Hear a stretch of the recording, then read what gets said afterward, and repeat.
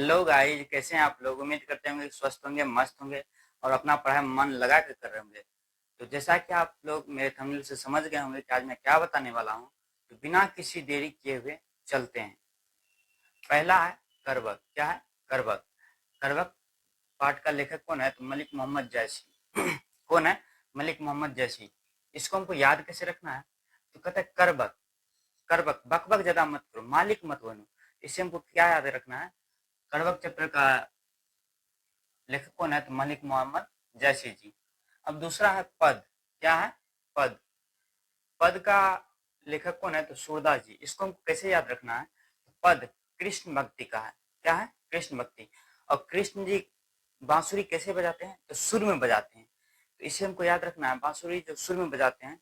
तो पद का, इस कृष्ण भक्ति पद का लेखक कौन हो जाएगा? तो सूरदास जी। ठीक है। अगला है पद। ठीक है। ये पद लेकिन राम भक्ति का, और इसका लेखक कौन है? तो तुलसीदास जी है। कौन है? तुलसीदास जी। इसको हमको कैसे याद रखना है ट्रिक से? देखिए, पद राम भक्ति। जब भाई कभी राम जी का भंडारा होता है या कहीं होता है, तो कहता है कि एक तुलसी दे दो ताकि घटे नहीं, अन्न घटे नहीं। इसको हमको याद रखना है, पद राम भक्ति का।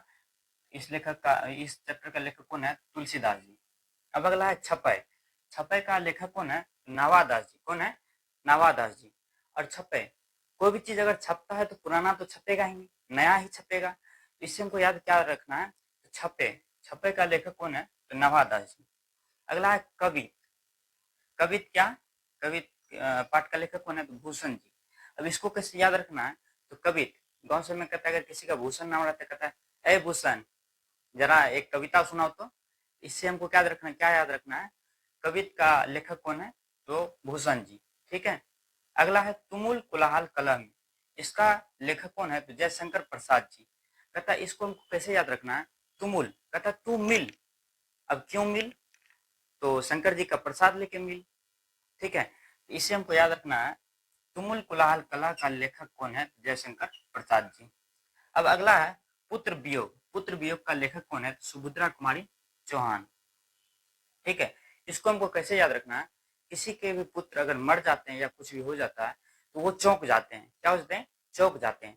तो चौहान, चौक से क्या होगा? चौहान। इससे हमको याद रखना है पुत्र वियोग का लेखक कौन है? तो सुभद्रा कुमारी चौहान जी। ठीक है। अगला है उषा। उषा का, उषा पाठ का लेखक कौन है? तो शमशेर बहादुर सिंह। अब आप लोग जानते होंगे कि उषा एक कंपनी का नाम है, मशीन। तो कोई अगर 6-7 महीना का बच्चे हैं, उसको हम कहेंगे ए बाबू इस मशीन को उठा के यहाँ से दूसरी जगह रख दो, तो वो उठा पाएगा क्या? नहीं उठा पाएगा। ये हमको इसको याद कैसे रखना है? तो उषा एक मशीन का नाम है, और इसको याद कैसे रखना है? उषा, कोई भी अगर उषा कंपनी का मशीन अगर उठाएगा तो वो बहादुर ही उठाएगा, बहादुर आदमी उठाएगा। इससे हमको याद रखना है उषा पाठ का लेखक कौन है? तो शमशेर बहादुर सिंह। क्या? शमशेर बहादुर सिंह। अगला है जन जन का चेहरा एक। इसका लेखक कौन है? तो गजानन माधव मुक्ति बोध। इसको हमको कैसे याद रखना है? देखिए, जन जन का चेहरा एक, सबका चेहरा एक होता है, लेकिन गज मतलब क्या होता है? गज मतलब हाथी। और गणपति का भी जो चेहरा है वो हाथी के समान ही है, सूंड वाला। तो गजानन गणपति जी का चेहरा तो मिलता नहीं है। इससे हमको याद रखना है जन जन का चेहरा पाठ का लेखक कौन है? तो गजानन माधव मुक्ति बोध। ठीक है। अब अगला है अधिनायक। अधिनायक पाठ का लेखक कौन है? तो रघुवीर शाह है। कौन है? रघुवीर शाह है। अगला है प्यारे नन्हे बेटे को। क्या है? अगला पाठ क्या है? प्यारे नन्हे बेटे को। इस पाठ के लेखक कौन है? तो विनोद कुमार शुक्ल जी। कौन? विनोद कुमार शुक्ल जी। अब अगला है हार जीत। हार जीत पाठ के लेखक कौन है? तो अशोक वाजपेयी जी। कौन? अशोक वाजपेयी जी। देखिए, मैच होता है या क्रिकेट होता है, उसमें एक टीम जीतता है और एक टीम हारता है। इसको हमको याद कैसे रखना है हार जीत को? देखिए, जो हारता है वो शोक मनाता है। क्या मनाता है? शोक मनाता है, अरे यार हार गए, तो हार गए, शोक मनाता है, इसे अशोक। ठीक है। हार जीत पाठ के लेखक कौन है? अशोक वाजपेयी जी। अब अगला है गांव का घर। क्या है? गांव का घर। इस पाठ का लेखक कौन है? तो ज्ञानेंद्र पति। कौन है? ज्ञानेंद्र पति। अब देखते हैं गांव में अक्सर जिसको ज्ञान उतना नहीं भी रहता, वो भी ज्ञान देने के लिए तैयार होता है, वो भी किसी किसी को ज्ञान देते रहते हैं। गांव में देखते होंगे अक्सर आदमी क्या करते हैं? ज्ञान देते रहते हैं। तो इससे हमको याद रखना है गांव का घर। इसे इस पाठ का लेखक कौन है? ज्ञानेंद्र पति।